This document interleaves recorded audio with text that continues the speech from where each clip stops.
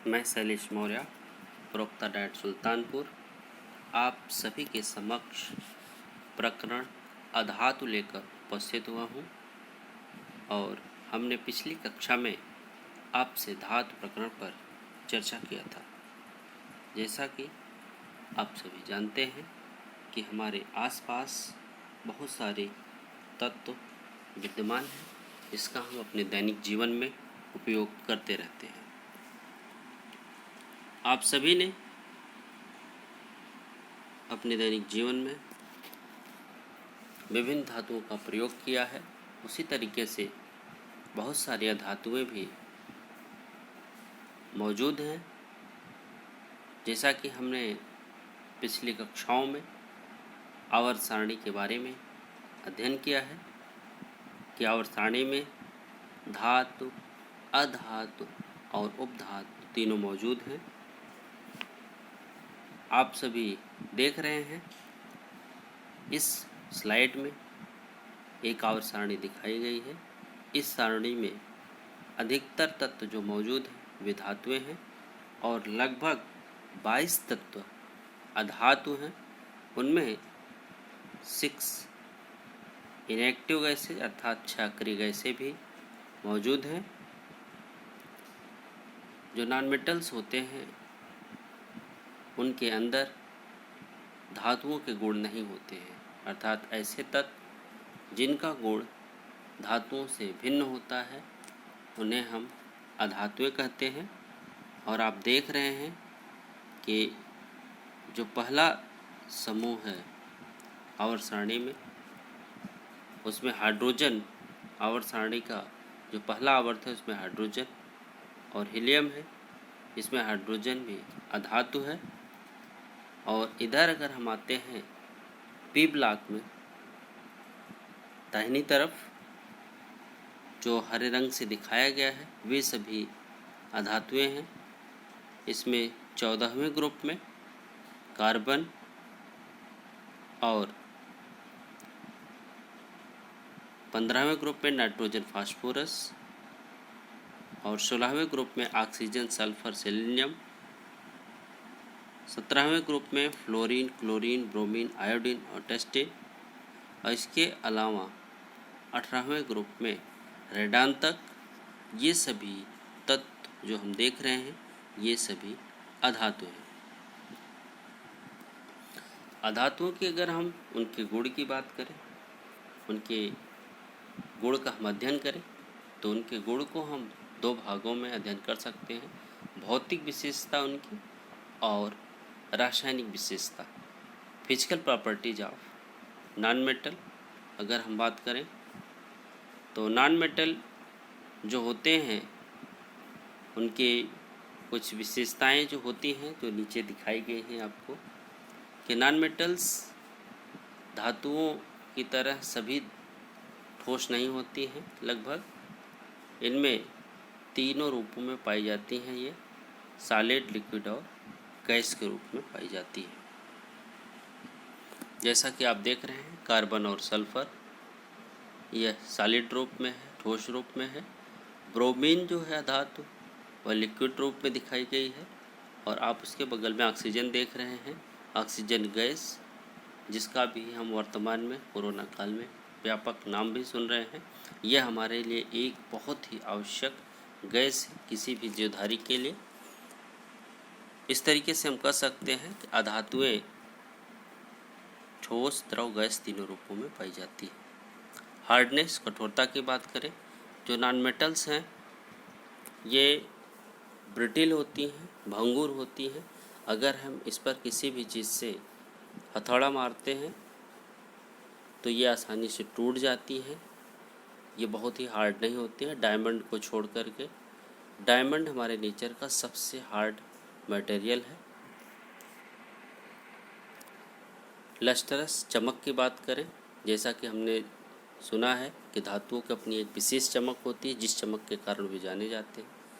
लेकिन non metals हैं, सामान्यतः नॉन मेटल्स की अपनी एक विशेष चमक नहीं होती है। आयोडीन और डायमंड को छोड़ करके, डायमंड अपनी चमक के कारण जाना जाता है। आयोडीन की भी एक विशेष प्रकार की चमक वायलेट रंग की होती है। मैलिएबिलिटी, इनको हम आसानी से पीट करके पतले पतले चादर के रूप में नहीं बना सकते हैं। जैसा कि धातुओं में होता है, उन्हें पीट कर चादर के रूप में बना लेते हैं, लेकिन अधातुएं पीटे जाने पर ये पीस में टूट जाती हैं, अर्थात ये पाउडर के रूप में बदल जाती है। डक्टिलिटी, इनको हम पतले पतले तारों के रूप में तान नहीं सकते, ये डक्टाइल नहीं होती हैं। इन्हें जब भी आप खींचेंगे या तोड़ेंगे ये पाउडर के रूप में बदल जाती है, कन्वर्ट हो जाती है। कंडक्शन, चालकता, ये हीट और इलेक्ट्रिसिटी की बहुत ही पुअर कंडक्टर होती है।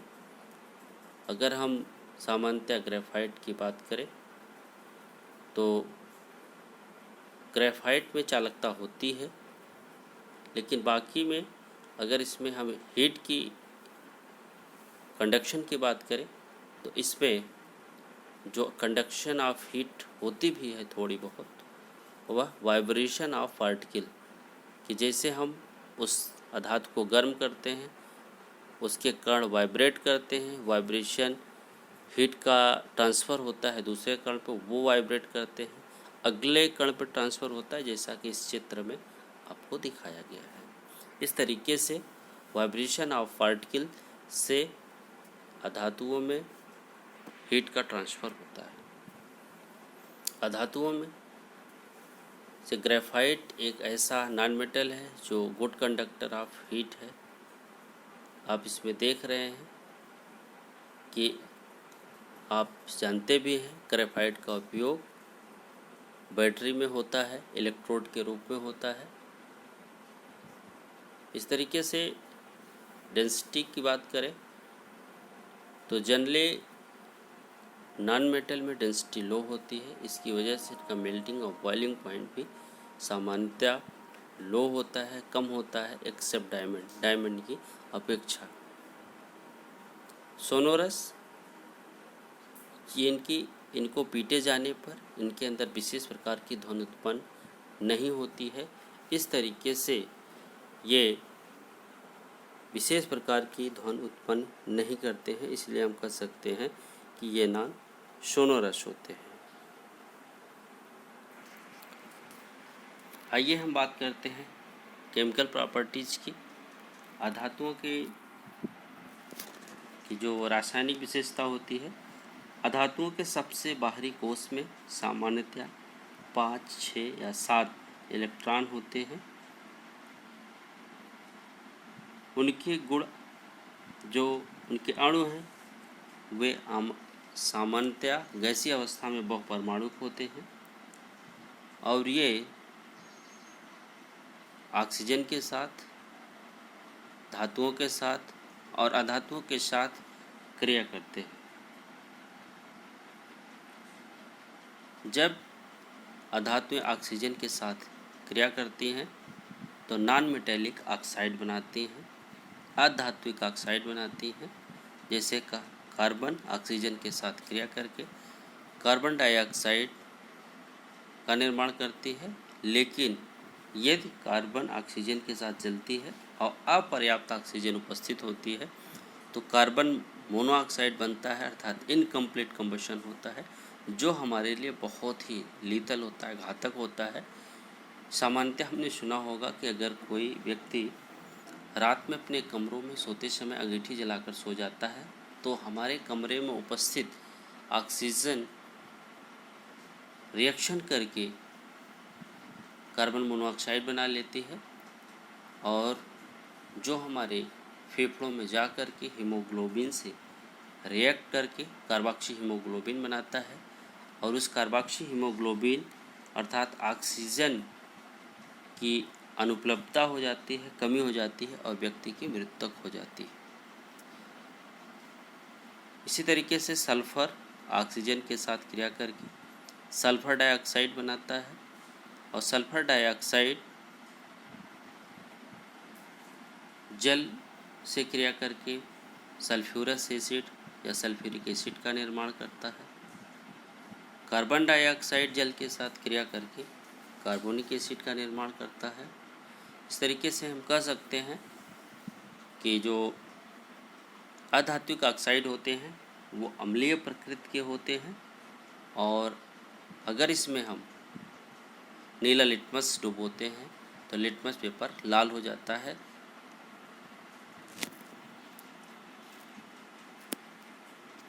और ये नॉन मेटल जो हैं वो मेटल के साथ क्रिया करते हैं, अर्थात इनके इलेक्ट्रॉन गेन करने की टेंडेंसी होती है।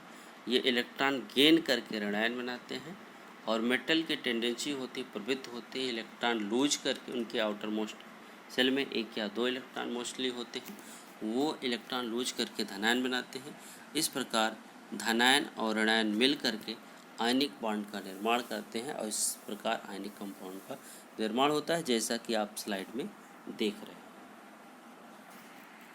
और आप यहाँ पर देख रहे हैं सोडियम अपने बाहरी कोश से 1 इलेक्ट्रॉन लूज करके यानी प्लस, और क्लोरीन 1 इलेक्ट्रॉन गेन करके Cl- या क्लोराइड आयन का निर्माण करके ये इस तरीके का यौगिक का निर्माण हो रहा है।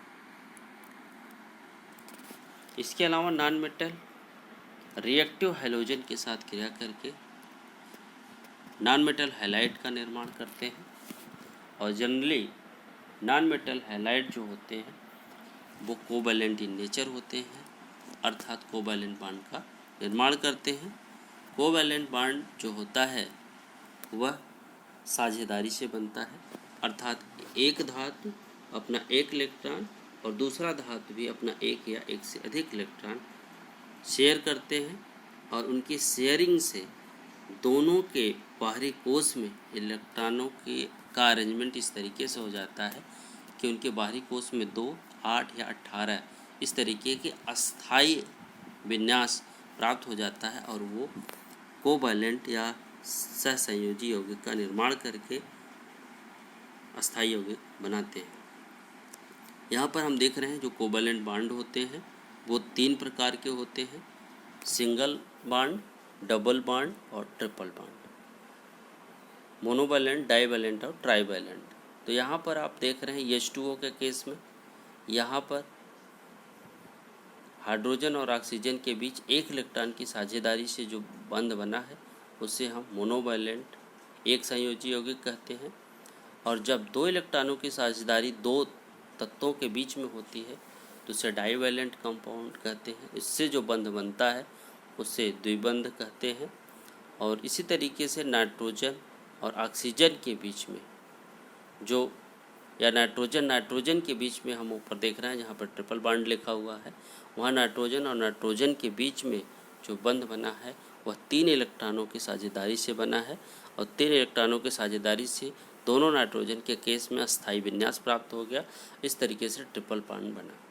और आप नीचे देख रहे हैं CH4 अमोनिया का भी सहसंयोजिक का स्ट्रक्चर दिखाया गया है कि हाइड्रोजन के केस में 2 इलेक्ट्रॉन हो करके साझेदारी से अस्थायी विन्यास प्राप्त हो गया है, और 4 हाइड्रोजन से 1 इलेक्ट्रॉनों की साझेदारी हो करके और 4 कार्बन से मिल करके कुल 8 इलेक्ट्रॉन कार्बन के पास हो गए। इस प्रकार 8 इलेक्ट्रॉन का अस्थायित्व विन्यास इसको प्राप्त हो गया। इस प्रकार CH4 यौगिक का निर्माण हुआ है। इसी तरीके से सल्फर डाइऑक्साइड के केस में आपको दिखाया गया है, जो एक बॉल के रूप में दिखाया गया वो भी सल्फर डाइऑक्साइड का ही कंपाउंड दिखाया गया है, और डार्ट के रूप में जो दिखाया गया वो सल्फर लेविस स्ट्रक्चर है सल्फर डाइऑक्साइड का। इसमें भी ऑक्सीजन के पास 2 इलेक्ट्रॉनों की साझेदारी से दोनों के केस में 8 इलेक्ट्रॉन हैं, और सल्फर के केस में भी इस तरीके से अस्थायित्व प्राप्त हो चुका है। तो इस तरीके से अस्थायित्व प्राप्त करने के लिए नॉन मेटल्स सामान्यतः सहसंयोजिक यौगिक का निर्माण करते हैं आपस में, और धातुओं के साथ मिल करके आयनिक यौगिक का निर्माण करती हैं। तो ये रहे सामान्य बातें जो अधातुओं के अंदर पाया जाता है, ये सामान्य उनकी विशेषता होती हैं। लेकिन अधातुएं जो हैं जल के साथ क्रिया नहीं करती हैं, और डाइल्यूट एसिड के साथ भी वह रिएक्शन नहीं करती हैं।